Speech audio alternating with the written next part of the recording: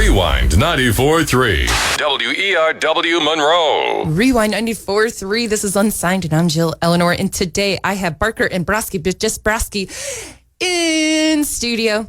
Can I just call you Broski? I know it's Chris, but like... Broski is fine. Okay, There's so many Chris's, but there are very few Broskis. Broski, even though it's spelled Broski, but you know, it's Broski. There are many Broskis, though, you know, and I know I was in a fraternity.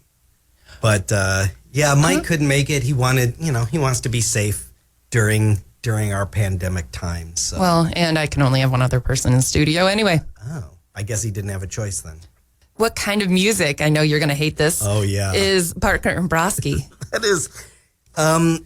we are doing a lot of country. In fact, our next album is going to be an all-country album. What? So our first two albums have some country, some folk, some rock, all sorts of weird stuff. Even this album, we've got a surf rock song, I've got a pop rock song, we've got a heavy metal song. So we're all over the map, and it's fun. And I love doing every different kind of genre I can think of.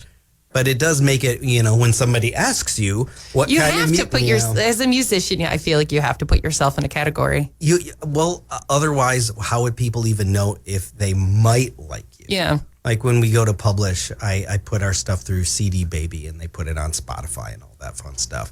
And there's always questions. What genres are you? Because they have to put you down as something. You can't, we're everything. Like? I'm like, who do we sound like? This is painful. And I guess we're figuring it out. But I think we are gravitating more and more to country. This album, our latest one that came out a couple months back, is called The Legacy of Billy Bob Sr. Our first album was called The Legend of Billy Bob. And they're part of the same overarching story. So this story in The Legacy of Billy Bob Sr., this is the prequel. So we kind of are going in Star Wars order. The first story was the middle part. That's the classic trilogy. And then the second album, we did the prequel. So this is the Jar Jar Binks version. And then our next album, we'll have to figure out how to end it somehow. And that'll be our J.J. Abrams version where it's just a big train wreck. And I don't know, we'll bring back Emperor Palpatine or something. What's this story about? Because the first one was about a guy that ran away from the law. And that's right. But he was like, keep going. Yeah, no. I was like, you did listen to it. How did you know? I did have you in studio. Yeah, I don't know. But that was years. I figure you've got a lot of weird dudes in the studio doing strange music. No. I mean, strange music, yes, not story music. Oh. So that's why I say you guys are storytellers. So what's the basis of this one? Well, what we wanted to do is lay the groundwork of why all of that happened to him. In the Ballad of Billy Bob, there's this guy who inadvertently becomes part of a robbery, and he gets sent to prison, and then he becomes a huge country star, and he hates it, and he's miserable. Like every single song that happens is bad luck, but he sort of fails upward. In the end, he's super famous and miserable. And it's like, what is Billy Bob's deal? So we went back and we wrote this story. And his father was very poor. And I guess we could start off at this point if we wanted to play some of the story. Of course. The first couple of songs sort of set the stage of when Billy Bob was born and that situation. And he was born into poverty. And his father was a very loving but very hapless man who wanted to do whatever he could for his son, but he had no resources. And that is sort of the beginning. And what ends up happening, I guess we'll get there, but he, out of desperation, he tries to help his son succeed, and it sort of backfires, and that's what ends up going into the new one. So okay. Well, we'll start with Son of a Coal Miner. All right. Here it is by Barker and Broski. Rewind 94.3 Unsigned.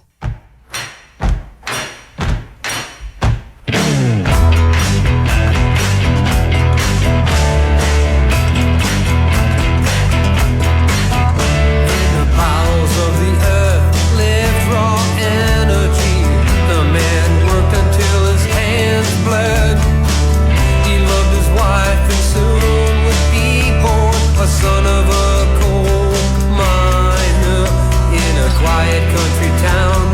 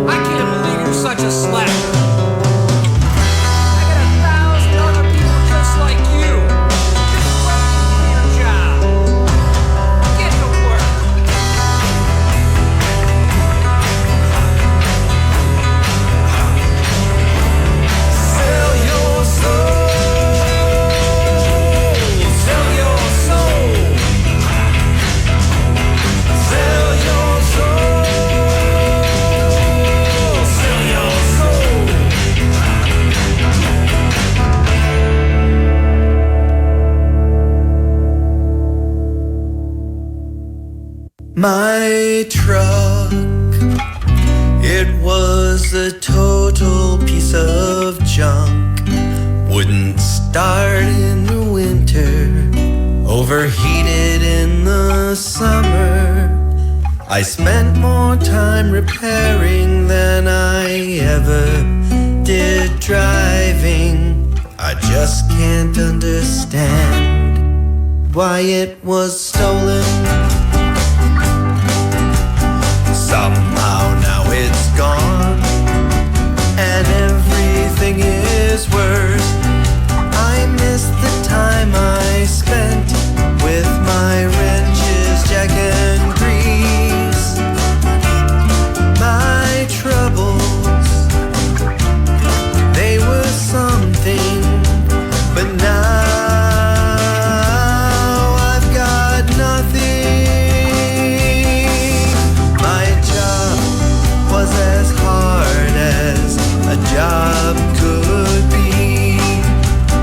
Cramped in black tunnels with lungs full of dust.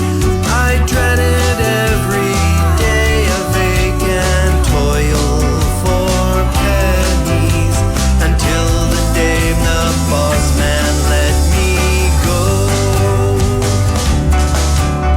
Somehow now it's gone, and everything is worse. I used to have a little money and a way to spend my time. My troubles, they were something, but now I've got nothing.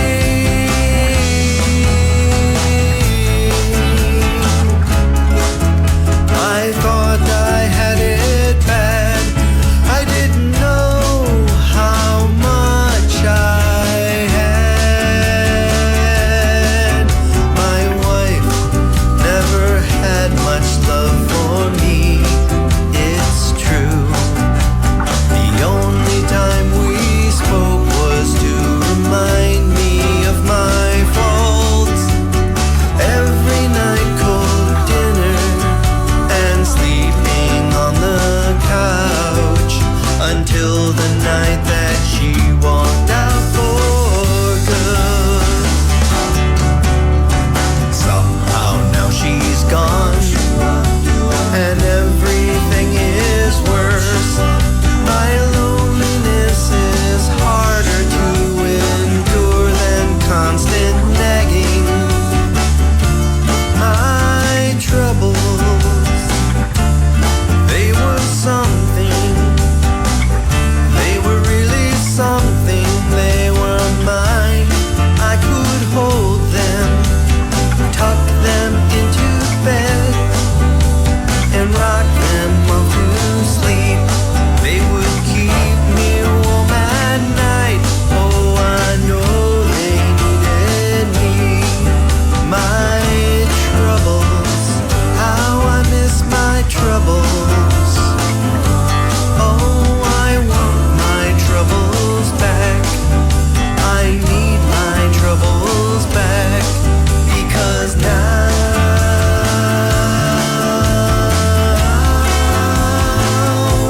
I've got nothing.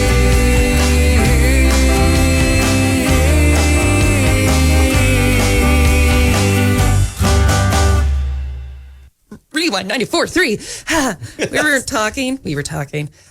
So we put another song in there, My Troubles. It's true. Well, I think that they both are setting the stage about, when Billy Bob was born, his father was very unfortunate. He was poor. He tried his hardest and he was a good man, but everything went wrong for him. And the first song was really just about him. They're kind of the same thing. Okay. So, you know what? Maybe I won't elaborate, but I want to talk about the next song where it goes. So, what Billy Bob Sr. is Billy Bob Jr.'s father. I know. You're really mixing it up here. Super creative. It's senior and junior, and yeah. Okay. So, he thinks he's cursed because everything he does goes wrong. Nothing goes right. Everything he fails at. So he goes to the local water witch.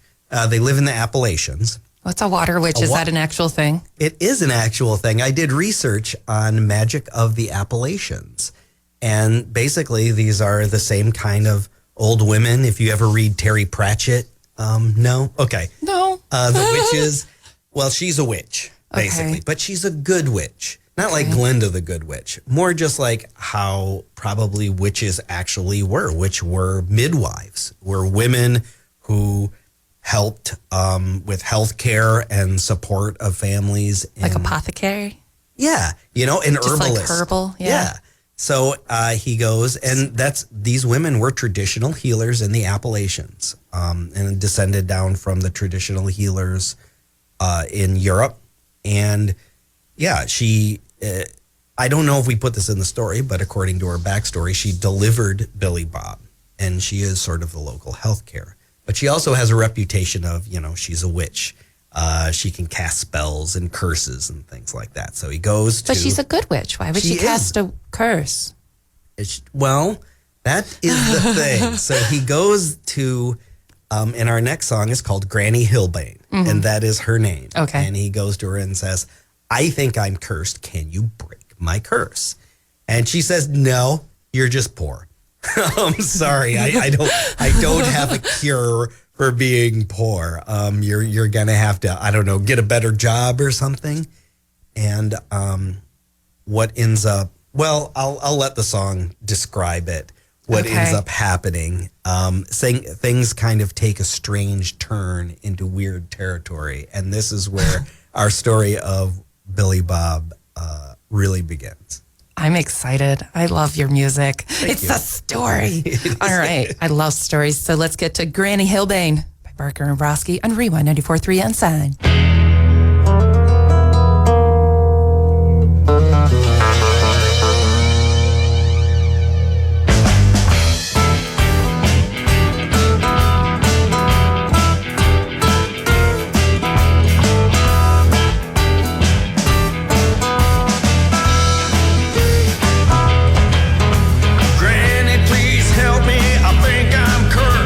Everything I do turns out for the worst.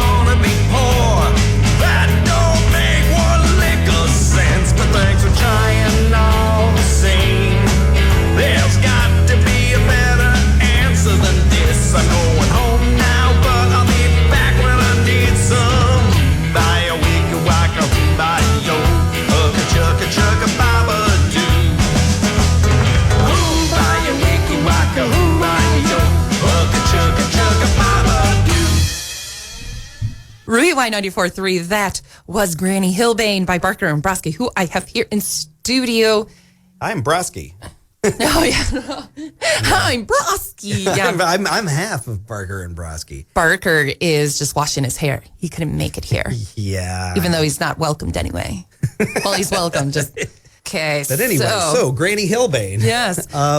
So what ends up happening is our protagonist, who is Billy Bob's father, tries to get his curse removed, doesn't have a curse. Granny Hillbane says, well, I could give you a curse. And he's like, what's the point of that? It's like, well, I have this curse to give you exactly the opposite of what you want. It's the curse you think you have. But the trick is, if I gave you this curse and you wanted to be poor, well, then it would backfire. And now you would be rich and successful.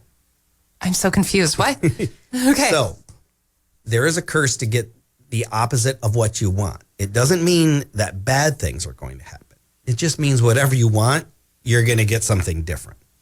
So if you wanted to be poor, the curse would make you rich. If you wanted to be alone, the curse would make you popular. So there's this twist on it. And he's like, that doesn't make any sense. I don't want to be alone and poor and unsuccessful. This is never going to work on me.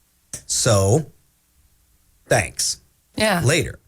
But then he goes home, and our next couple of songs, basically what happens is he goes home and talks to his son and Billy Bob Jr., and his son just talks about loving being poor and living in the woods and having a simple life and eating simple food and all of these things that are exactly the opposite of what his father wants him to have.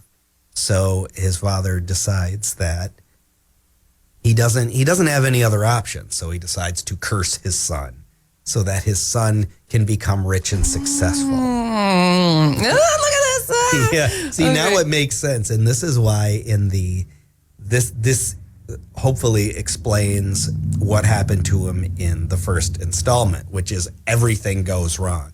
And the curse starts when he turns 18 years old. That's a typical curse thing. Isn't it like a princess thing, when you turn 18? That's what Sleeping Beauty or whatever. I don't know. I'm not versed on the Disney, but no. Yeah, so he turns 18, and that is when he goes out with his friends and becomes part of a robbery because he doesn't want that. And then he has to lay low, and he really enjoys that, which means he gets caught and sent to prison. But then he loves prison. He's having a great time there. It's so relaxing, and he made friends. So, of course, he gets released from prison. And then he comes to find out that he's become a huge country star. And that is sort of the yo-yo back and forth of what ends up happening to him are the effects of this curse of whenever he's happy, whenever there's something that he really likes or really wants, it just goes 180 degrees in the opposite direction. Okay, let's do this. Here it is. The Best Thing to Be is Poor by Barker and Broski on Rewind 94.3.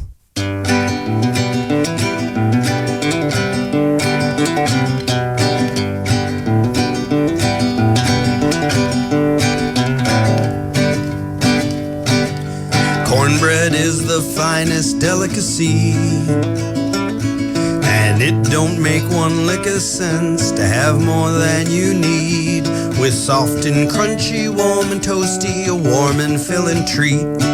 While rich folks slurp down fish guts and rotten cheese.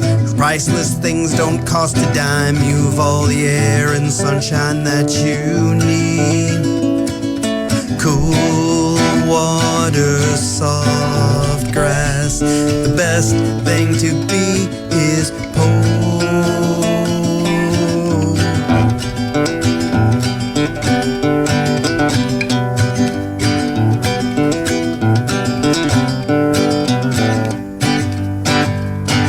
No palace chandelier shines brighter than the stars of our night sky. Our autumn sugar maples have more colors than a tapestry. Our guitar makes melody grand as any symphony. Priceless things don't cost a dime. You've all the air and sunshine that you need. Free from the trap of possessions that can own you. The best thing to be is poor. The best thing to be is poor.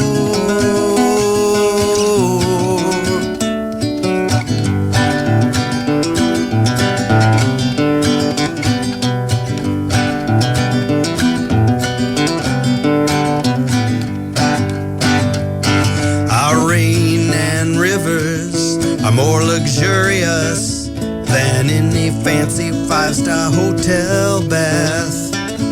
Exotic herbs and spices can't compare to wild ramps. No candy more delicious than berries grown for free. Priceless things don't cost a dime. You've all the air and sunshine that you need. Free from the trap of possessions that will own you. The best thing to be is poor. The best thing to be is poor. So poor. The best thing to be is poor.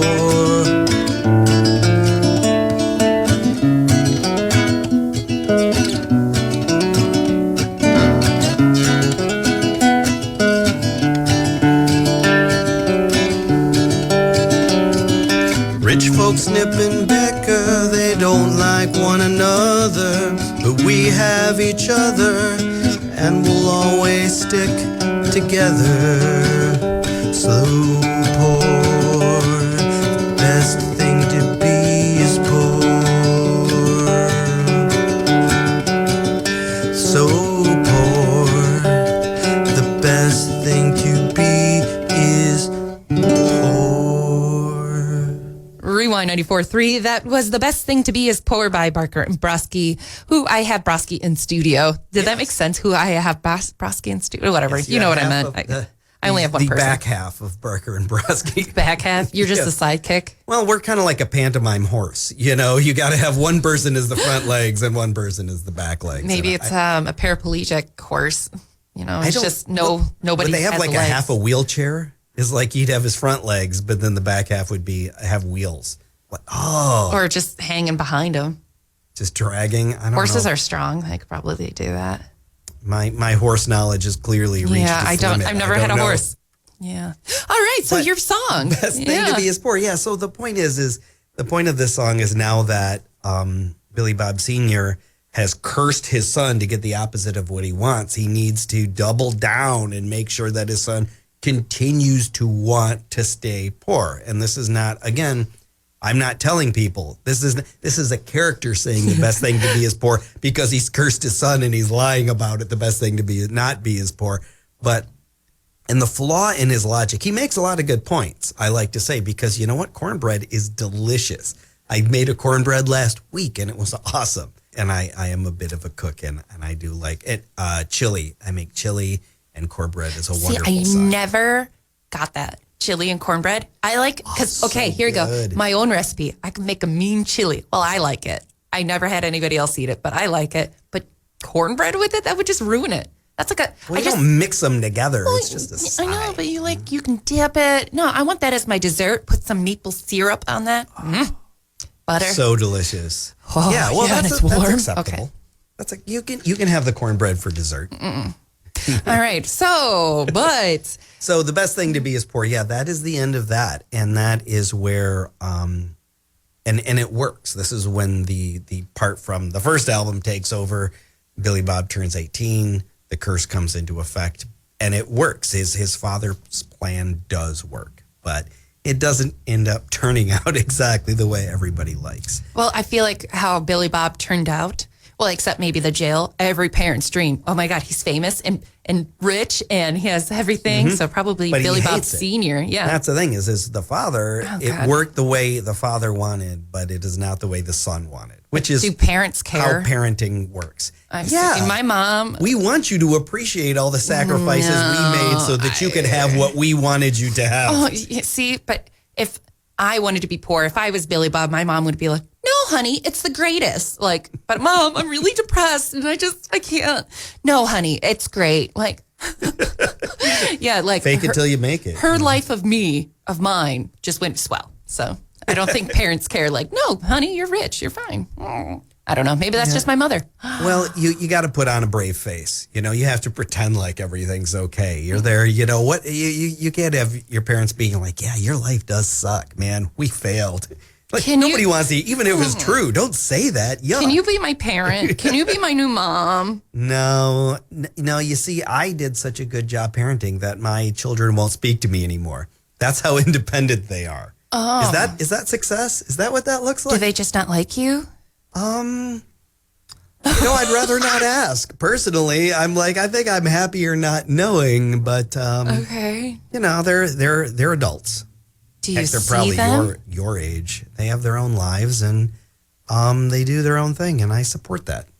So They that's hate why you. They're like, God, he was the worst parent ever. and the thing is, what my dream is that when they eventually have kids, which they might not, which would totally mess up my plan. But the plan is when they Parents' have plan. kids, then it will dawn on them what I had to go through. And then you have the beauty of grandparenting where you show up and you spoil those grandchildren. That's called an auntie or uncle. Yep. I get to spoil my nieces and nephew. I don't have to have them. Yeah, Ugh. you can show up and you can be as nice as you want to those kids, Or mean. and then you make the parents look bad. Yeah. that's the joy of it. That's where the revenge comes in. But yes, unfortunately, I've also raised my children well enough that they successfully are not having children. That's nice. Like, darn it. You raised them so well. They're like, I don't think I can make it this any better. So we're going to stop. Yep. Yeah, so that's why I had to get remarried and get stepchildren. They had to fill that void. And they hate me too. And they have to talk to me because they still live in the same house. So, win-win. Sure. It is, once you have kids, it is like, it's like eating a jalapeno. You're like, wow, that was incredibly painful and unpleasant.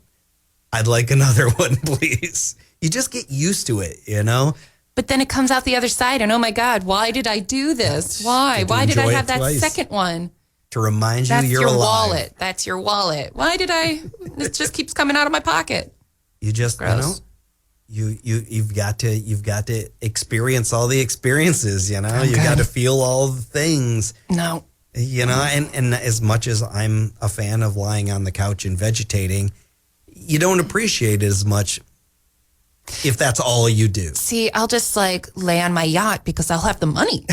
That's right. And the best and go to thing Greece. to be is rich. Yeah, the best thing to be is rich, not have kids. Ugh. Okay, but that's the thing is that the story is about this conundrum of parenthood and how it's basically you will fail and everyone is going to be mad. The kids are going to be mad at you and you're going to be mad at the kids. And that's just it's all part of it. It comes from, I'm you not wouldn't mad at do my it parents. if there wasn't love, I'm not mad at my parents. I don't know. Okay. I like your story. There you go. Thanks. You're welcome. I mean, it doesn't resonate with everyone. I understand. I'm just not a parent. We're kind of a niche. We're kind of a niche market.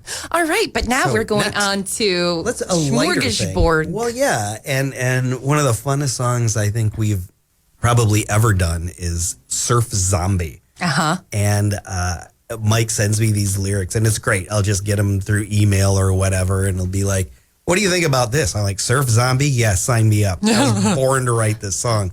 So I basically took, when you think of surf rock, you think of the instrumental stuff like the Ventures and Pipeline and all, that kind of thing, which is wonderful.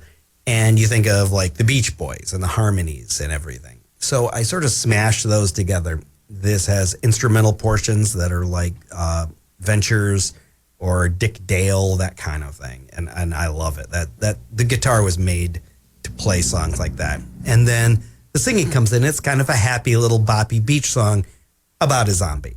Okay. There's no downside to this. All right. There's no downside. Let's do it. Surf Zombie, Barker and Broski. Rewind 94.3.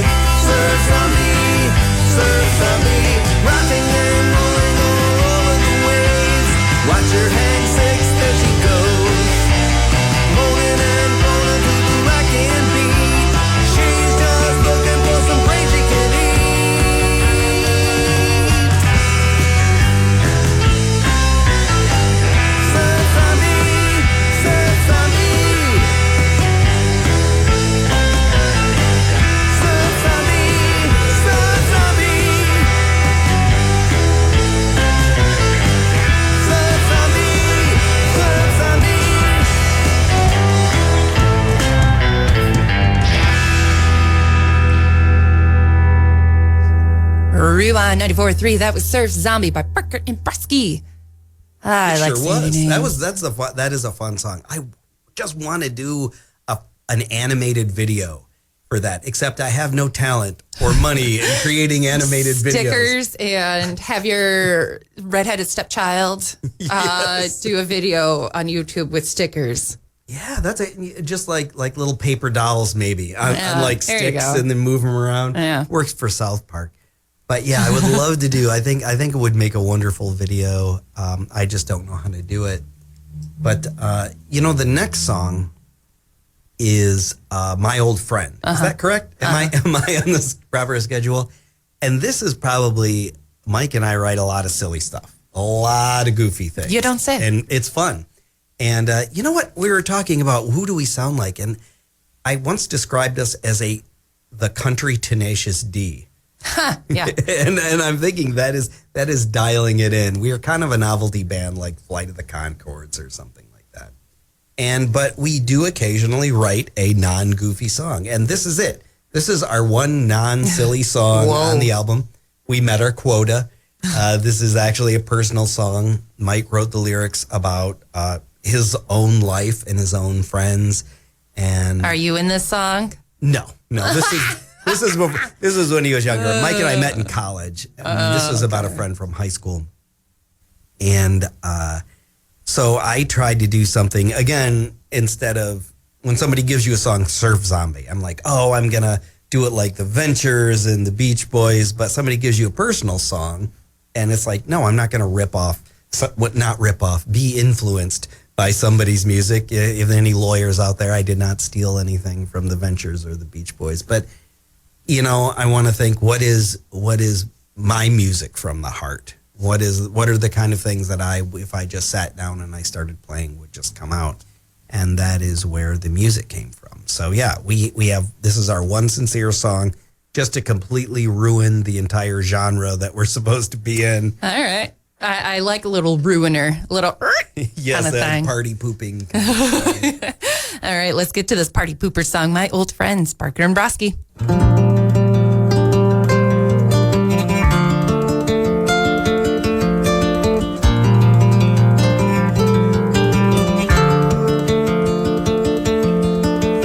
Looking back, I remember how it used to be.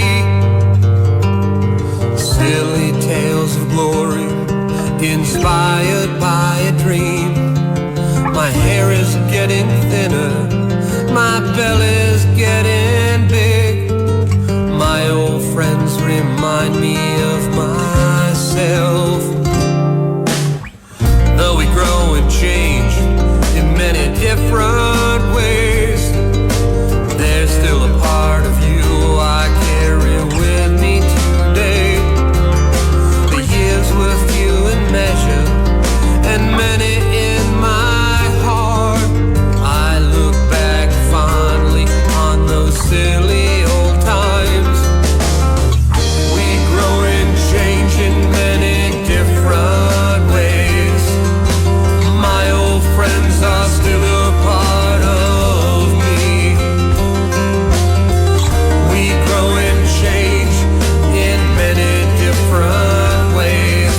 My old friends, my dear old friends, are still a part of me.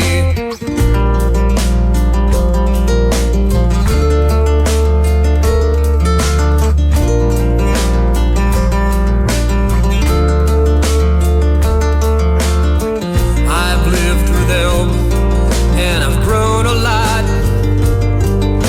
I see you in the same light, like it was yesterday.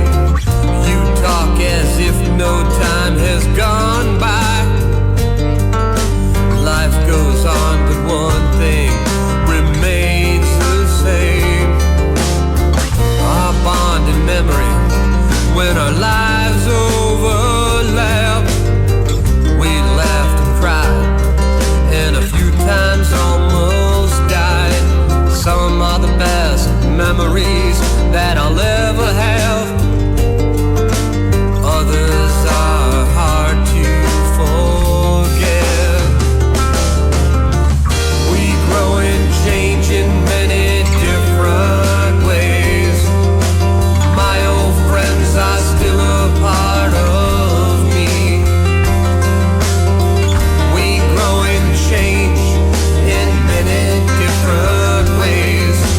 My old friends, my dear old friends, are still a part of me.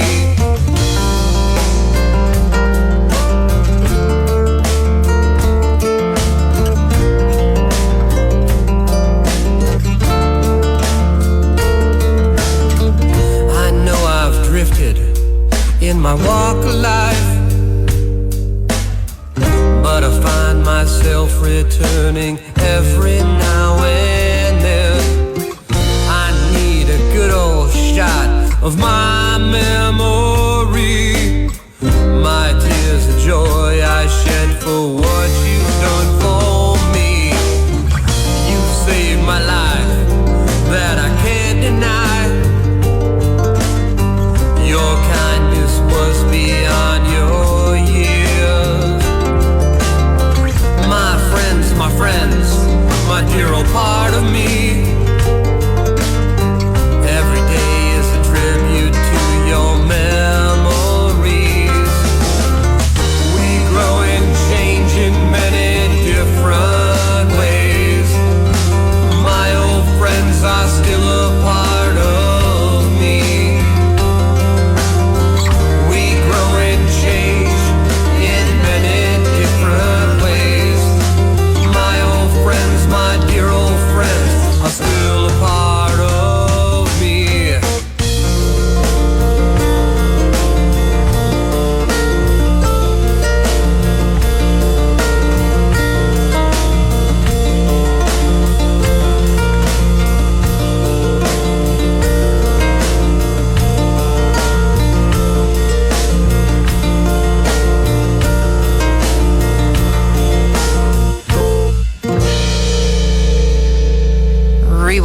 94.3. That was My Old Friends, the only song on the album that isn't funny. Isn't silly. I don't know if any of them are funny, but they're certainly silly. Just silly. Yeah, funny is up to how you would like to take it, but we are not afraid to be goofy if it means that we're entertaining, which is an advantage to not being cool. Use what you got. Use what you got. Yes, and we're silly, so that's what you get. But the next song is All by Design. So this is, we have a guest vocalist on here. My friend Chad Rook. You'll hear at the end of the song, he has a very high voice, and I do not have a very high voice. And we had written this song. Mike had written it originally. It was supposed to be about politics. And I didn't realize that, and I wrote some parts, and I kind of steamrolled it. And then I figure, well, as long as I've ruined his song, I'll invite. There's an ending part where I was just ad-libbing. It was terrible. I was struggling. I kept changing things, and it didn't work. So I'm like, hey, Chad, why don't you ad-lib some stuff for me? And he came into the studio and played some guitar and sang at the end. And he's a fantastic vocalist. Also, you know what? As long as I'm on about Chad and myself and another local musician named Dan Cowan, when the pandemic started, it must have been a year ago. It's almost exactly a year ago. We would always go to open mic nights all across Southeast and mid-Michigan. And those were pretty much shut down. And so I was working remotely, and we did a lot of meetings over Zoom. And I'm like, you know what? Maybe we could do an open mic on Zoom. And we did. And we've been doing it for a year now. And we are having a great time. And we've had ones where we have over 20 participants from all over the country and Canada, none overseas yet. And we're having a fantastic time with that. And again, it is one of these things, the pandemic, it does present new opportunities. And I think this is something we're going to keep doing. So I guess I want to plug that. It's called Together Apart, and we are on Facebook. We have a YouTube channel where I post some of our open mics, and so many great talented people there. I'm really enjoying the musical community. And because of that, I get to steal some of it and have Chad come in and be on our recording. And I think this may be the song with the most pop sensibilities. I don't know. You tell me. Okay. I'll tell you. Let's listen to it. All by Design, Barker and Broski on Unsigned.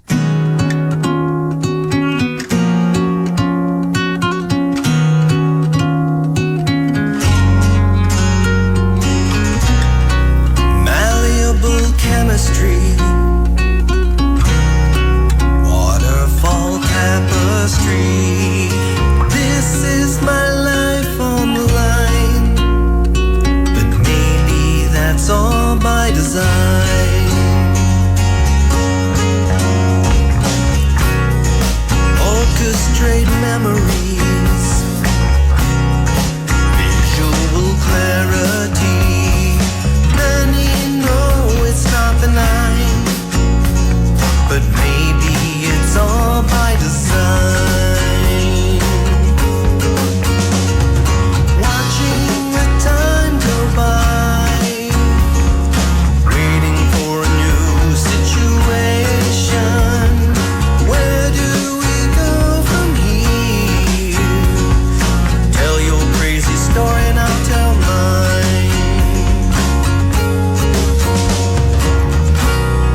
Homespun mysteries,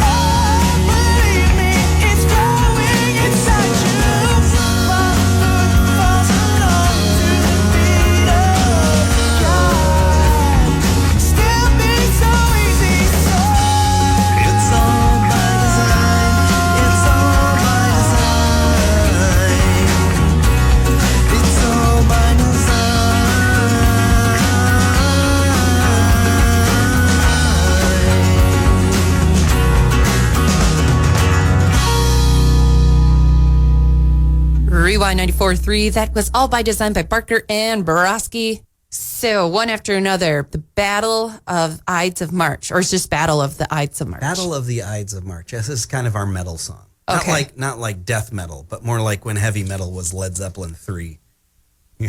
Acoustic metal. Okay, I have no idea what that was. Okay, sure. Is there any backstory to this? We just wanted to do a metal song. Sounds good to me. I believe that is it. All right, I like it. Let's do it. Battle of the Ides of March and Rewind 94.3 Unsigned.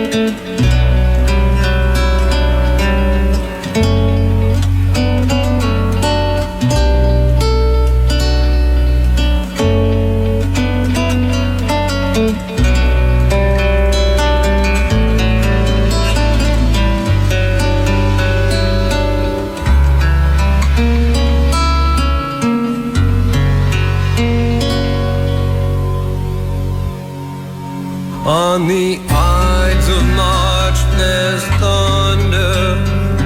Who knows what spell we're under? This hypnosis makes me wonder how glorious is the plunder.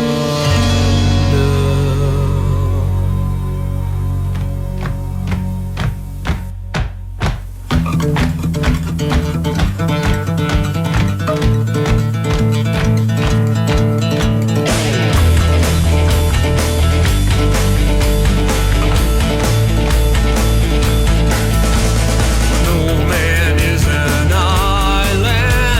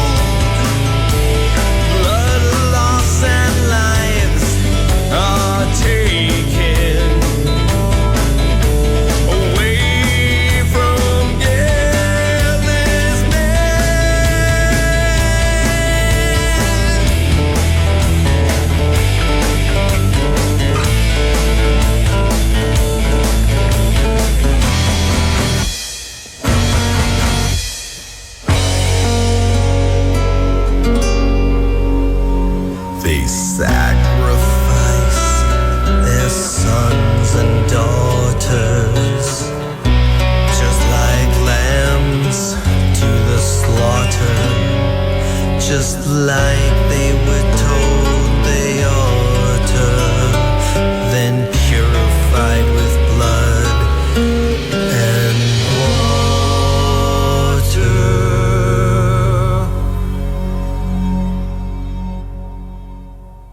Rewind 94.3. That was the battle. Or can I say the battle, or is it just Battle of the Ides of March? Probably just Battle of the Ides of March. I honestly don't know. Okay. I think, you know, what to put the on the beginning of something or not is always a gray area. And then you've got the bands that are really, it is the Beatles, I guess. not Beatles. Or is it, where is it Eagles or the Eagles? I doubt even Don Henley knows.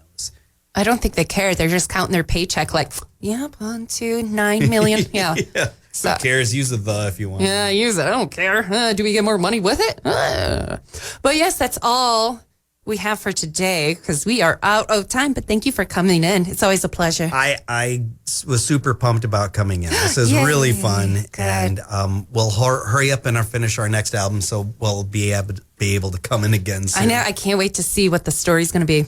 Oh, we've doubled down on the silliness for the next one. As you should. And well, our next album is actually about, so Please Break My Heart was about how he was going to write really silly songs so that he wouldn't be popular anymore, and it backfires and they're great songs. That's the album that we wrote. We wrote the songs as if Billy Bob was writing them in order to not be famous and being extra silly. So hopefully you'll enjoy that. And where can we find you guys? Well, right now, I would recommend going to barkerandbroski.com. When you go there, at the very top, there are links to our Spotify and there's links to our YouTube channel. Okay. And those are both great places if you want to hear some more of our music. Okay. And I'm guessing all the shows that are coming up on that. They're all on the website, but we do try to post them other places too. But our website is the central place that should have everything. And I feel like it should. I like it when it's that easy. See, like mine, I do have a Facebook and Instagram, Unsigned with Jill Elinor. I don't like to check it. I'm kind of weaning myself off of these. But if you do have Snapchat, Jill, the letter E, and Pepper, Jilly Pepper, I love Snapchat. I'm one of those. I look like a bunny and I look adorable. And yeah, like filter. So yeah, get me there, Jilly Pepper. I'm not cool, and I have a website. But thanks again. I'm a web developer. So make me one. All right. It's easy. Great. I'll show you how to do it. Okay, thanks. But I'm going to get out of here because I'm out of time. I'm Jill Elinor on Unsigned, and this is Rewind 94.3.